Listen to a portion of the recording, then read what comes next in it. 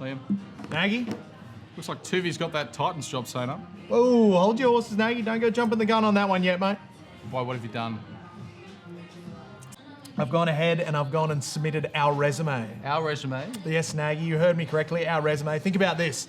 2, the price of 1. 2 for the price 2 for the price of 1. Liam, what have I told you about touching? No touching, sorry. Liam, why would we want to coach the Titans? Why wouldn't we want to coach the Titans, Nagy? They're a young side. They've got a lot of potential. They'd be like clay, Nagy. In our hands, we can mould them, we can shape them. And where the hell else are we going to get our shot?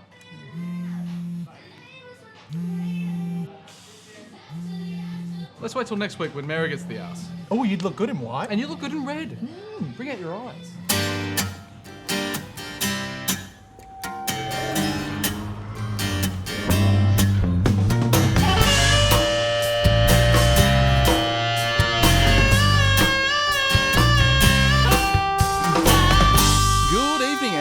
Joust, another episode of the Joust at the Commonwealth Hotel. My name is Nagy. I'm here as always with my co-host Liam McNeil. But Jousters, we are joined by a special guest.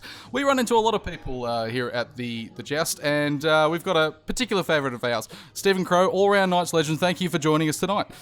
Boys, when I heard it was at the Comedy Hotel, I couldn't get here quick enough. Had to get back. Thank you for the invitation. Appreciate it. No, mate, we're trying to bring you into the podcast to you, if anything. Yeah. But to everyone else in Newcastle. Newcastle's favourite pub, the Commonwealth Hotel. Now, Liam, what's making news in the NRL? Look, we're going straight into the news this week, and we'll start with a few Newcastle-themed items. First item on the agenda is that the Mole is reporting that Herman Essie, the man so nice, they named him Herman, yep, has met with Bulldogs officials, and he's passed a medical examination at the Bulldogs Rugby League Club, and that salary cap pressure is likely to force him out of the Knights. Now, I feel like Herman will be a big loss if that's the case. A few games he's played this year, he's missed a few, but he's been very good. What do you think, Nate? Sad to see him go a year early if that's the case. And it's sad, obviously salary cap pressure is something that the club has to deal with on an ongoing basis.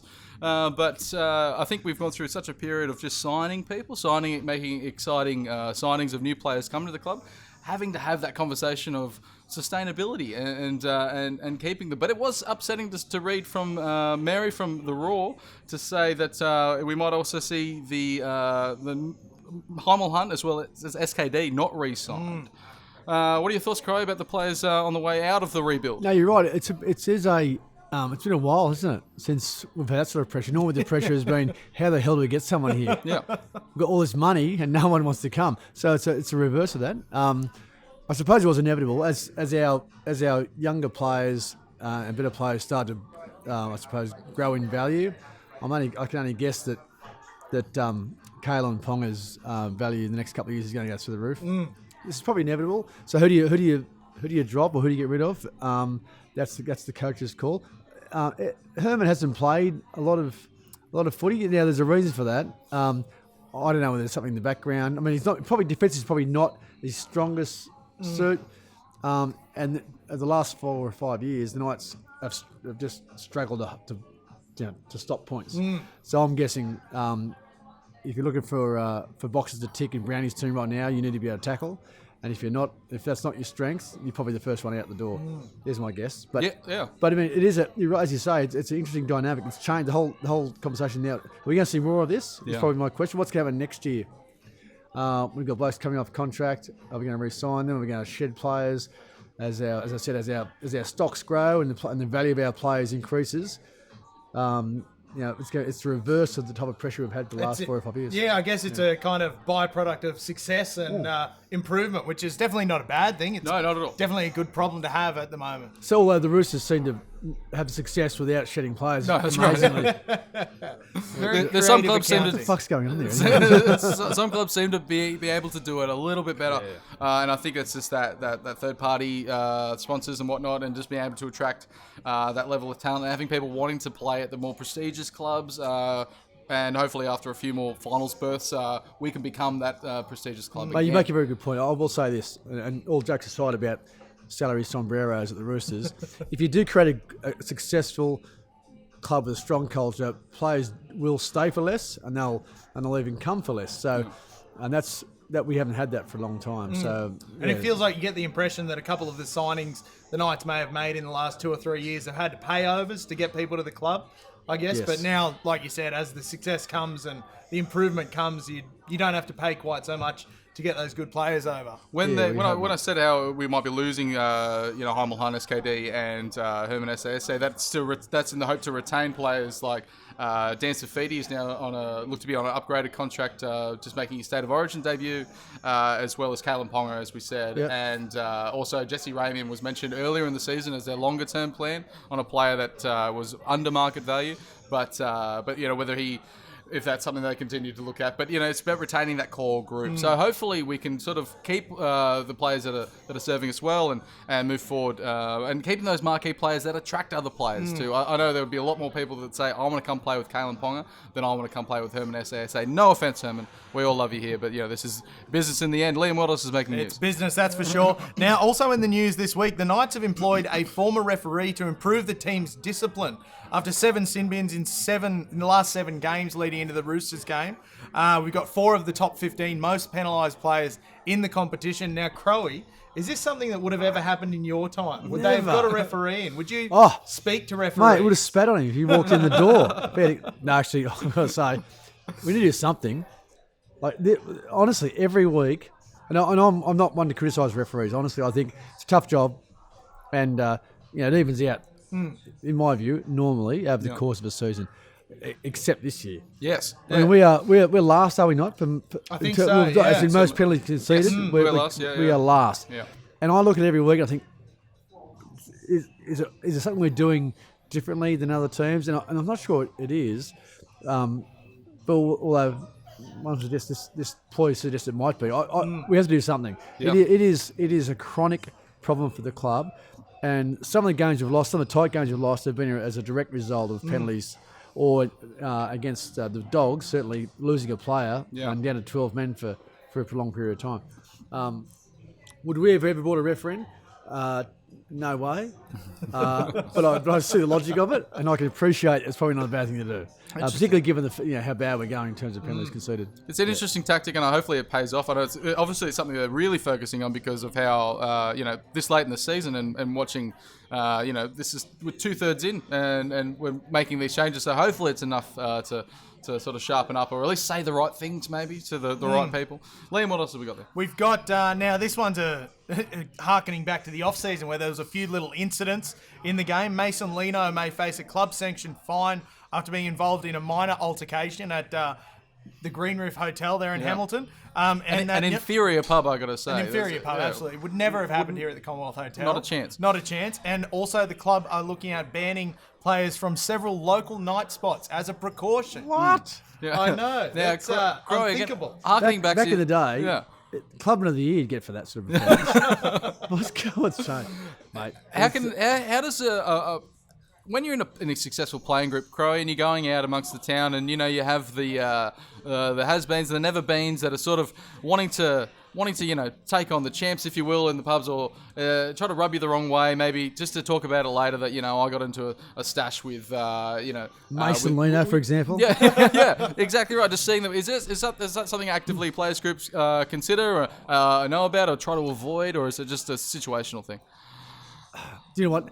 I've said this plenty of times before. When you're 20 or 25 or even 28 or even 30 or even 33, Yeah, and you're with your mates and you're on the piss and you've won a game, or even if you haven't, you'll do things that you wouldn't usually do. You regret. Yeah. Okay, not crazy stuff. This sounds that this is one of those cases.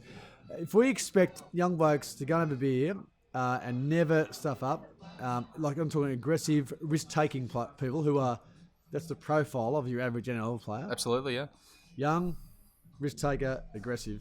Things are going to start from time to time. Now, it doesn't happen very often. It happens less than it probably should, given the proliferation of video cameras. Yes. I'm surprised there's not more incidents like this. We talked about everyone's a citizen journalist now. With everyone's got a camera, everyone's waiting for that moment to erupt so they can whip it out, and then suddenly, if that's the only footage, it only tells a 15-second story. And that's. No, that's true. Listen, but to be on the other side of the coin, some players are really good at walking away. Yep. And I played with some blokes who got baited all the time. But people baited Chief. Yeah. Who knows? People God knows baited why. Paul Harrigan. My God. And he knew that if he decided to take them up, he would crush them and destroy them. And so he walked away. Yeah. 99% of the time. Once or twice he didn't, and they did crush them. It was great to watch, but he was just great. He had great self-discipline. He walked away most times. But people did. I won't say buddy. They annoyed him and they pushed him and they just Push buttons. they pushed buttons. But with no video cameras, at least none of that was captured.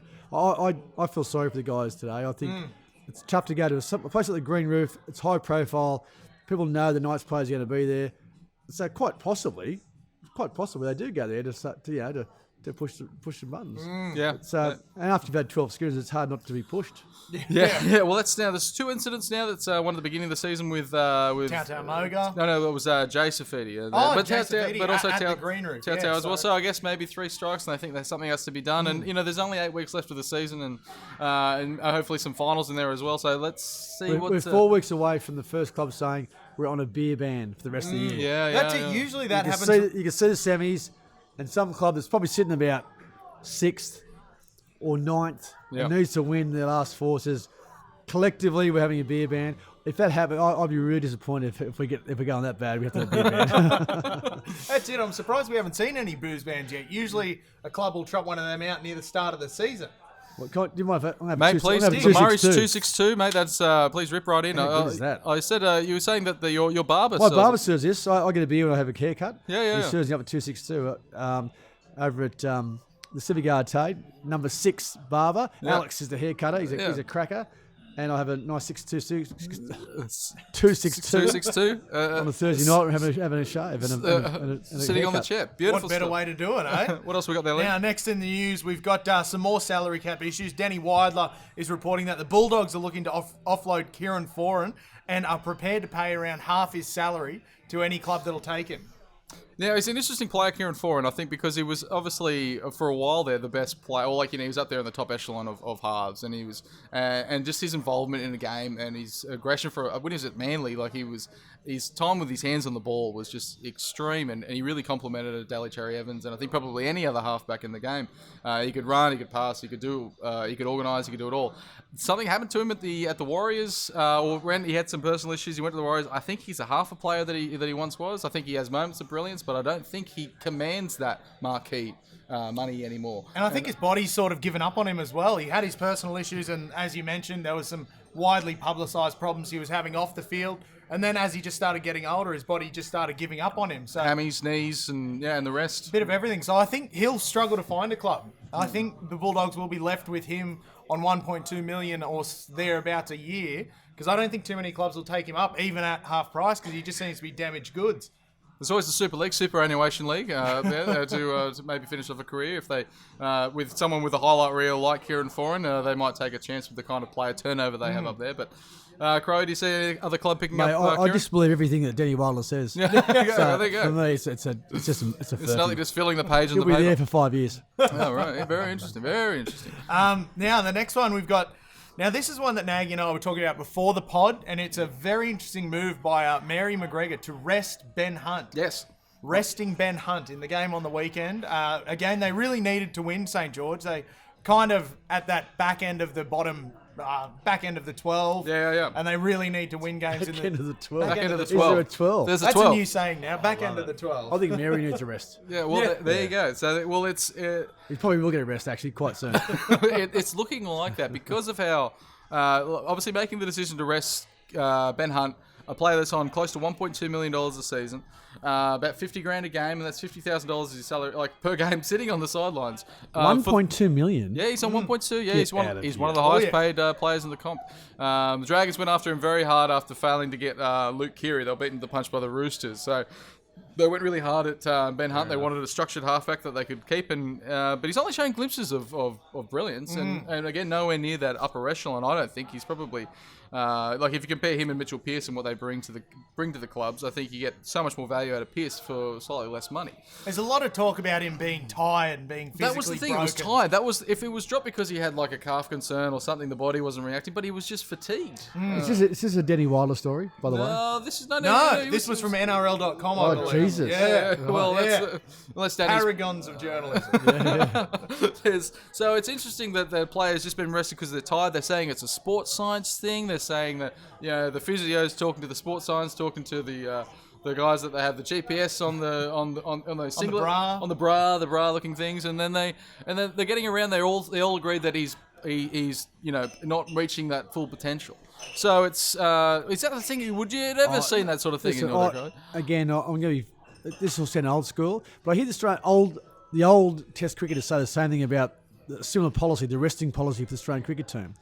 They think it's bollocks. Yeah. And if you're in form and you're fit and you're physically able to play, you're better off playing than resting. And is it the same in rugby league? It is a more violent game than cricket, to be fair. Yeah. And the little blokes do cop a lot. So someone like Ben Hunt's got to make a lot of tackles because they run at him all day, and he gets belted around a bit. So if they'd won, it'd be a coaching masterstroke. Yes. Yeah. So I understand players need a rest from time to time. Is it too much focus on the money? You just got to look at the player just as he's performing. You need to manage to play. He's got 26 rounds to get through. Yeah. And the blokes who play in the middle, like a cook, he must Cook, be just about toasted. Yeah. I reckon he's played every game. He's played Origin. He's about 70 kilos wringing wet. Yeah. Mate, at some point, his body's just going to, and his mind will probably say, I've had enough. Yeah. So I reckon Wayne Bennett's probably thinking he's due for a rest as well. So, yeah, those little blokes you need to look after them. I think, I wouldn't expect big blokes to rest as much as the smaller guys. Yeah. Because the bigger bloke, the middles get a rest normally during the game. They'll have half-hour rest. Some of these blokes, like Ben Hunt plays 80 minutes. Every week, Every week. Yeah. Is that sustainable? Yeah, probably not. So I understand. I made a joke and said Mary needs a rest. I think he's under pressure as a coach, there's no doubt. Yeah. But I don't think it shouldn't be because of this decision. Because that's something that Paul McGregor's come under fire for in recent years is his policy of not resting his Origin players, and they get run ragged, and that's why they always fall off towards the end of the season. And now he's done it, and he's kind of being demonised a bit. Knights had 4 players in Origin. They're seeing a bit of a dip. Dragons had 5 over the course of the series. They're seeing a dip in form. Cowboys are down the bottom as well. They weren't really up there to start with, but is Origin in the middle sucking the guts out of the players? Maybe. Standalone weekends, possibly. Maybe that's necessary, just to give a bit of space, Bit of breathing time. Well, the expectation is to play on Wednesday. Here we are as Knights fans saying now we want Origin. We want to Origin rest. Now because we've finally got some Origin players. Now we're focused. Last year we were celebrating. We were playing Melbourne, and they had 6 involved. We had none, and we're going beauty. Yeah, it's tough. It's a brutal game, and some players in particular play a lot of minutes and cop a lot of punishment. So how to manage them is a difficult, is a quandary. But blokes like Craig Bellamy seem to be able to do it. Year in, year out, and win minor premierships despite having a lot of Origin players. Yeah, so he's you got to say that there is a formula somewhere. At the moment, some teams can crack it, and some teams can't. The mad scientist himself. Oh, that's great. It's actually Des Hasler, mad scientist. Yes, absolutely. Well, there's a few out there, I think. That's it for the news, isn't it? That's it for the news for this week. And look, we got to move on to this next segment, which we're not looking forward to, are we, Nagy? Well, it's the game that we played against the Chooks, and it was. It was an interesting game, but it was a game that it sort of reminded us of previous seasons because it was we were in it. We were in the game at halftime. We were in the game at 60 minutes. At even 60 minutes, and then we capitulated. Absolutely capitulated in a way that we haven't this season. I think a lot of us thought this sort of opened the floodgates and looking like. Not like at no point did it feel like they weren't trying, but the decision making on the field really let them down. And a couple of the decisions there just end up with drop balls picked up by the Roosters, and they just ran through. They look like it was almost like who can get the next try from the Roosters. It looked like if you had a anytime try scorer for a Roosters player, you were holding on to that ticket till the very end of the game because it looked like any one of them could get over, and some soft tries as well, which was upsetting to see, but. 48-10 in the end. Our first real flogging. We had the upsetting loss against Storm. Melbourne 34-4, I think that was. They looked all over us all game. But we looked like we were locking horns with the Roosters and looked like we could possibly do enough to keep them scoring low, defending well. But then last 20 minutes, they blew us away. But it might be the eternal Knights fan in me, but I was worried right from the kickoff. I think the Roosters just came out with such defensive intensity right from the kickoff. They didn't play well the first half. And they didn't even play well, and yet their defence was all over the Knights. They didn't play well, but their defence was rock solid. The Knights weren't able to poke their nose through the line very much. It was just a masterclass from the Roosters. Cooper Cronk, Luke Keary, even players like Brett Morris coming back in and playing in the centres, and you're forgetting how, like, in a team like that, he sort of blends in. And any other team, he would be almost like a marquee sort of a player. And it's talent right across the field. Weir Hargraves always has tremendous games against us, as much as we hate him. Was it sad to see Crowey another loss against the Roosters? Yeah, well, thank God I was drunk in Foster and missed the game. I came in at half time. I was playing bowls with my dad. In Foster. I play bowls once a year. The same weekend. I came in, it was 12-10. I thought, you beauty. Yeah. We're in this. I hadn't seen any of the games, so any of that commentary you just gave me was unknown to myself. I just looked at the score and thought, this is better than I thought.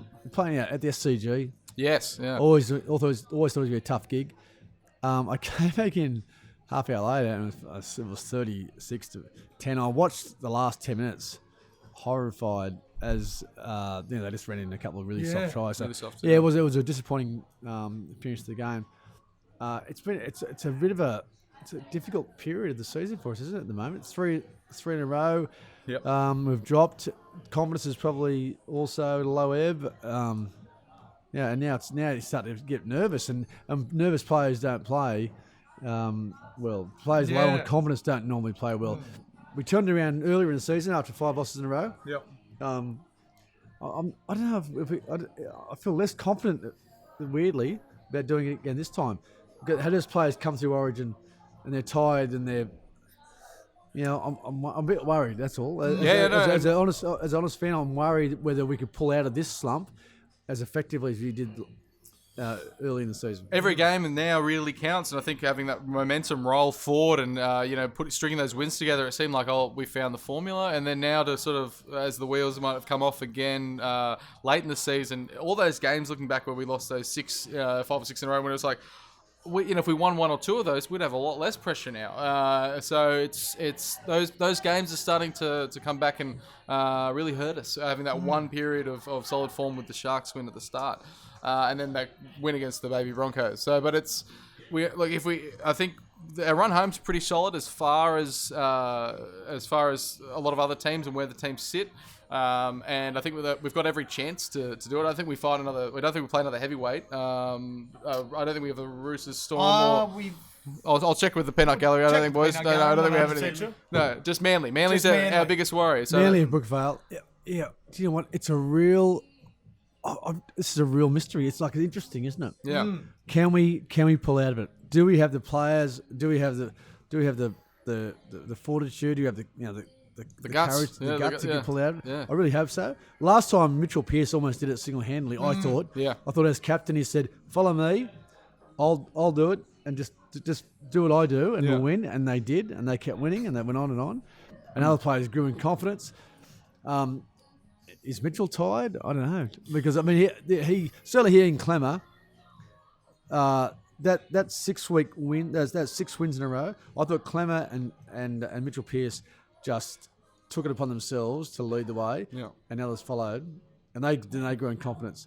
I hope they've got it in them to do it again. Yeah, we'll see. We'll see. I mean, we'll find it this Friday night. Yeah, there's a few outs for the Knights as well. The players that have played really consistently up, and they're still managing injury. And Edric Lee, someone that's been such a find on that wing, and that big powerful winger that we've been looking for years, and Lockie Fitz as well, are still recovering from that horrifying elbow dislocation, but he's apparently out of the sling now. So looking forward, it's hopeful. But Liam, this week against the Tigers, got the Tigers at home, back to the graveyard. Who's had a similar season to us, sort of, not with those large patches of forms, but they've almost been win-loss themselves. Yeah, and they're actually coming off the back of 3 straight losses at the moment. But so are we. Oh, yeah, that's so nice, are we. yeah. So I think both teams really have a point to prove. But like you said, Crow, it's worrying now. It's getting to a bit of a worrying period in the season as to whether or not they can turn it around. So last time when he got really worried, stress brought out the best in the team. I'm hoping we see the same. Fingers crossed. And I would expect at home, and there'll be a reasonable crowd there. There'll be a good crowd, I think. Tigers there's usually some hidden popular, Tiger supporters that pop up. Yeah. I love my favourite time slot for a game is 6 o'clock Friday. It's the best. The graveyard shift, we call it here. We call it the Hey, one what that. is it? I love it. Like beers, you finish 8 o'clock, you're off to the pub. It's That's the true. economy is Yeah. We fantastic. do run a courtesy bus to and from the game. Don't forget. It's Yeah, not absolutely. ideal for crowd though, but there'll be 15 or 20,000 there, and the team will be desperate, as will the Tigers, to be fair. Yeah. But I would expect us to win. Robbie Farah's 300th game. I have a little theory about players reaching milestones of large milestones of games that they don't usually win them.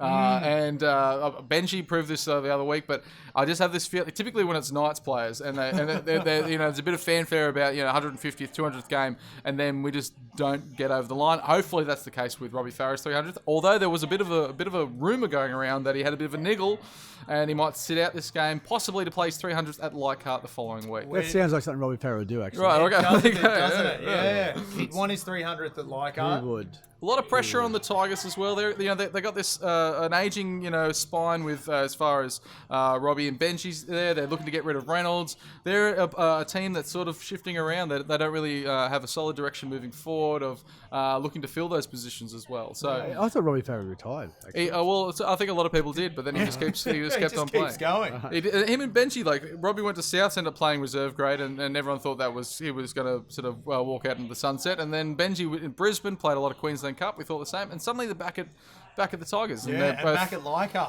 It's quite a thing. Interesting. I called it's the Ivan Cleary lolly bag of players that he just bought everyone. He just kept buying, and now he's stuck with a lot of players that aren't performing. But let's hope we can get over them. Yeah, look, it's the same squad. Same squad. So no changes have been made, but I think they'll learn a lot from the final 20 minutes of last week's game. What do they learn? Oh, well- God. How not to play rugby Surely league. we couldn't. I don't think the Tigers. I say this now, and it's all been recorded, so I'm going to have to stand by it. But I think having teams like the Roosters and the Storm pulling us apart and really running over us towards right through for 80 minutes is. I don't think the Tigers have that same firepower. I hope they don't. And playing at home, I'd hope we'd have a little bit more staunch. Would you agree, Crowe, that there's a... No, I do. I do. I think we'll see. We'll find out on Friday night whether we will make the 8 or not. That's what I think. If we can't beat the Tigers, do we deserve to be in the 8? Probably not. So, and then we got Para not long after that, and then Tigers again. So we've got these teams that if we can beat these teams, we deserve to be there because they're around that sort of lower 8th, 9th, 10th. So we've given ourselves every opportunity to do so. Whether we can do it, and or we not. need to fight our way out of that 8th position because 6th to 12th towards the end of the year, that's tight. where you really start to get into that tight ground down. The Dragons have only lost one. We've won one more game than the Dragons, and the Dragons are saying that this season's over. So that's how tight we're looking. We probably need to win 4 of our last 6. How many points have we on? We won 8 games. So, 16 points, 18 with the bye. Yeah. I think that's right. Yeah. And we probably look like we need 26, 28. We need 28 to make the 28. finals. Mate, it's a tough road home. Yeah, put it this way. We have it at Tigers. I wouldn't expect us to make the 8. It's that significant. Yeah. So well, hopefully a lot went wrong in that Roosters game, and hopefully we can sort of remold and come back out. Liam, should we open your sack? Yes, let's open the sack. Now, it's a big one this week again. Thank you very much, Joust, for getting involved. First question is from Daniel Turner. Daniel asks, should the Knights employ a cardiologist to treat fans who suffer high blood pressure from watching Knights games? Absolutely. Absolutely. My blood was boiling by the end of that Roosters game. But at the same time, for the Wouldn't a masseuse be better than a cardiologist to calm you down? Yeah, I prefer a masseuse Actually, myself. I'd much prefer that, yeah. Well, maybe. I was thinking before, with as far as sort of making sure that you're calm going into these things. Maybe even a bit of meditation. I think that's a Freddie move. That's a Fittler move. That's to sort of take the shoes off and barefoot on the park and feel dew under your toes. some deep breathing, finding the space again, and Makes me sick. All that's not something that was familiar back in the day, Crowey. Loved it. Sunday morning, that's all we used to do. Yeah. Take and walk barefoot on the grass. It was fantastic. Was that after Saturday night? Were you looking for your shoes? Like, Don't forget barefoot, no clothes at all. take it the next step again. Well, what else is in your sack? Look, all I'll say is they do need to employ someone to help us out. Someone. true. Justin Guillon asks, what is the answer to the 5/8 problem? Is the constant changing around the team affecting the way the players are playing the game? I think it is. And, I mean, Kurt Mann's acquitted himself pretty well up until the Roosters game in that 5/8 role. But I think, the chopping and changing, I think we've had 4 different 5/8s this season with Kalen Ponga starting. Connor Watson played a bit of 5/8. Kurt Mann's played 5/8. Mason Lino's played 5/8. That's got to affect the way the team plays, and that's got to affect the cohesiveness. So I feel like Brownie's settled on Kurt Mann, but whether or not he's the answer, I don't know. Maybe it's the case that we go out at the end of the year and purchase ourselves a 5/8. Hopefully not Kieran Foran, as discussed, or Josh Reynolds is one of the other options that another name I've seen thrown around, but I think he's falling apart as well. Can't afford either of those. I don't think. I think money's tied up in Kalen, and that's the thing. We started the season thinking that Kalen was going to be a 5/8. Thought it was going to be Kalen and Pearce with Connor Watson at the back. Now Connor's finding this sort of hooker role. We've got these 2 hookers, 2 5/8s, and it's sort of managed to work up until this point. But now the pressure's on. Will they make the right decision? With Mason Lino out with a bit of indiscretion, they probably won't be back in the starting side for a little while. But yeah, Kurt Mann had a lot of pressure on him in the Roosters, made some poor decisions. A few errors. I'll say this. I don't know much about footy, to be totally honest. It's more than we know. That's debatable. But cohesion is a factor when it comes to success. If you keep the same team together, not just over a season, but over the course of a number of seasons, you'll be more successful than a team that keeps bringing in different players. That's a fact. That's indisputable. So I'd love to see us find or arrive at a number 6 and stick with it, and have it. In fact, the whole spine have it be consistent. I mean that leads to success, and in the longer term, that's something we need to try and sort out. Having a permanent 5/8 will be important for the longer term success of the club. There's no doubt about that. Absolutely. Now, Anthony Hickling asks, if we don't make the top 8, do you think Brownie is gone, or is he given one more year to get things done? This again is such a, we flip the coin on Brownie so often of a win and a loss. We win, suddenly it's how long can we keep him? If we lose, it's when's he going to go? You got to look at I think Brownie put in so much work on building this side. He should at least have the time to at least work with the tools that he's been given. If this doesn't work out by the end of the season, let's say we don't win another game, questions have to be asked. But if it's if we don't win another game, there's no questions to be asked. Well, there you go. So the answers are. But I think I agree with you. Brownie's built this team, and after those 5 losses in a row, virtually everybody called for his sacking. Yes. Then 6 weeks later, he's a champion. Yeah. I mean, I feel sorry for Brownie. Like it's been a really tough season, but he would need to win some games. He would. I think for him to feel confident about his future, he'd want to make the 8. Yes, from absolutely. here because we're sitting in the 8 right now. Yes. So that's winning. More than we lose on the way home. Yep. I think he would probably acknowledge that. I think. I think he would see that as a success. From this point of the season, lots of things happen in 26-week season, and you can't always account for a lot of them. Origin being one of them, injuries being another. So there's at the moment the team that we have in the paddock can make the 8. There's no reason why they can't, and this is the first time that during the 3 years of this podcast, Liam, that we're having this discussion at this point. I'd forgotten how to count to 8. Yeah, so let's give credit to Brownie. You're right. It's difficult to come from last to here. It's not as easy as you think, because, as we said earlier tonight, attracting players to a club that's coming last is bloody difficult. Yeah. You need to convince them either through massive amounts of cash or through saying, "Listen, I've got a plan. I've got a strategy. I want you to be part of it. I've got some players coming here that'll help you make you a better player." One or the other you need to do, and Brownie's been able to do that, and we are genuinely a chance to make the top 8. In fact, a fortnight ago, we're making the top 4. Yeah. So I'm happy to give credit where credit's due. Yeah. But it's certainly he'll be under pressure if we don't make the 8. I think any football fan would say that. Any Knights fan would say that. And I think West have shown that they're willing to stick with him in the long run. I think they definitely see him as a long-term option. And even if we miss the 8, say finish 9th, 10th, that's still an improvement. It's still an improvement. Well, it is. But it's slow and it's incremental, but it's still slight improvement. It's my standards are a little bit higher, but I can see your point. Yeah. But we'll see how the games play out. Yeah. Aidan Kelleher. This is more of a statement. Jesse Ramian is a second rower. Yes. What do we think about that? Could Jesse Ramian maybe make He's as strong as a second rower. He's as strong as a second rower because strong as watching the way he just bumps off players and breaks tackles, you could think he could very easily play in the second row, make a similar transition that Sione did. I hadn't even thought about that until Aidan put it up, but that'd be an Aidan, you're a interesting one. genius. Yeah. Right, there you go. Brownie's replacement. Aidan Kelleher. Aidan Kelleher. There, well done, Aidan. Is there anything else early sack, Liam? Duke. Erling Grönhag. Grogg. When does the Jet season start up again? I think Duke's already given up on the Knights. He never took them up to start. Never with. took him up. He just purely he's not from here. They don't Crowey. have he's from Norway. He's They from don't have Norway. rugby league in Norway. They don't speak a No, great they deal of don't. English. They should. It's a boring country. They should have it. It's the world game over there. Anything That's else? all from the sack That's this all week, from the Nagy. sack, Liam. Do you have the lower grades there? Had the lower I grades. do. kick off. Lower grades in Canterbury Cup last round was a win against the Panthers, 30-22. Next game is a home game against the Western Suburbs Magpies. Jersey Flag last round experienced a loss against the Panthers, 42-12. Their next home game is against the West Tigers this weekend. So Is it all if you're grades near for St John's Oval, yes, they'll be at. Canterbury Cup and Jersey Flag will be at St John's Oval. St John's. Where's that? Where's St. Charlestown. John's? Charlestown. Oh, perfect. We'll get down there and watch them as well. Yeah. You know, let's support all of the boys and the whole club. Crowey, thank you very much for joining us. Is that it? Yeah, mate. No, mate, we can keep I'm just talking. warming up. We can keep talking, mate. Well, I've got to actually ask you. Another can 262. Can we organise that? we can Oh, get, mate, mate, we've got buckets of them. That's I'm gonna ask you, Graham, while I've got you.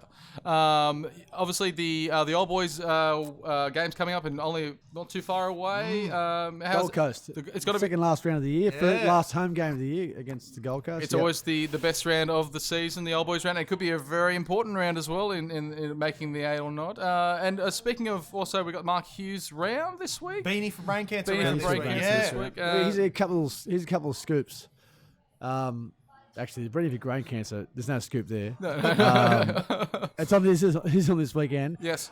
It'll be a massive round. It's a Huge. fantastic foundation that Hughes organised and produced. You know, it's raised millions and millions of dollars, and the NRL deserves a great deal of credit for getting behind it with Beanie around. I'm just watching him on TV right now, just up there with his. Mate, no one looks worse in a beanie than Mark Hughes. By the way. But mate, it's a great cause. What was the other thing I was going to say? But old boys round. Yes. Yes. Okay, so we've been tossing up. What should we do to celebrate and commemorate that round? So the last couple of years we've had a special team or group to help commemorate it. So 2 years ago, the '97 grand final winning team had their 20-year reunion, Yes. and the whole team came together to celebrate that. Last year, we had our Hall of Fame players, of which there are only about 6 or 8. Yep. So it was quite a special event to bring all those great players. And we're thinking this year, given the history of not just rugby league but the Knights, and thinking back to the very, very first player the Knights signed, which was Ashley Gordon, we're thinking of getting all our Indigenous Flash. boys that played first grade for the club over the 30-year history of the club. Oh, Bringing them and have them as our sort of our showpiece for the old boys. So we're looking to drag people back from North Queensland, people like Leo Denver, and have a real celebration of some of the greatest Aboriginal players to have played the game, and many of them played with our club. So Fantastic. yeah, so Fantastic. that's what we're hoping to do. That's certainly our intent at this point. So we're working with the Knights at this moment to try and make that happen. So. It's going to be that'll be fantastic to see. I'm really looking forward to that. Also, Crowey, there's the last few years you've done some things to raise money for the Mark Hughes Foundation, I believe, with the walk to Everest, the walk to Everest Summit. What's it called? The base camp walk, and also through Borneo. Was that Yeah, correct? mate. There's been 3 so far. There's Kokoda Track. There was base camp. In Nepal. Last year to Borneo for the Sindakan Death March, and They all sound and terribly this year- dangerous. They all. this year, Mount Kilimanjaro in Africa. Are you Yeah. Yes. So which is higher than base camp by quite some bit. So. Are you going on that I'm one? going on that as well. So they're running you boys God, ragged, Well, I eh? almost died at Everest. Quite- wasn't it quite like- This is 500 metres higher, so this could be the last Joust interview I ever You realise hold. if Just letting you know. you pass away, this might be the footage they use. The worst things. So have your ratings shoots through the roof, boys. When are you going up to Kilimanjaro? What's the October 16th, I think. Is the same group going Very along similar as well? group. I know Danny Badiris is going, Mark Hughes, Billy Peden, Brad Godden.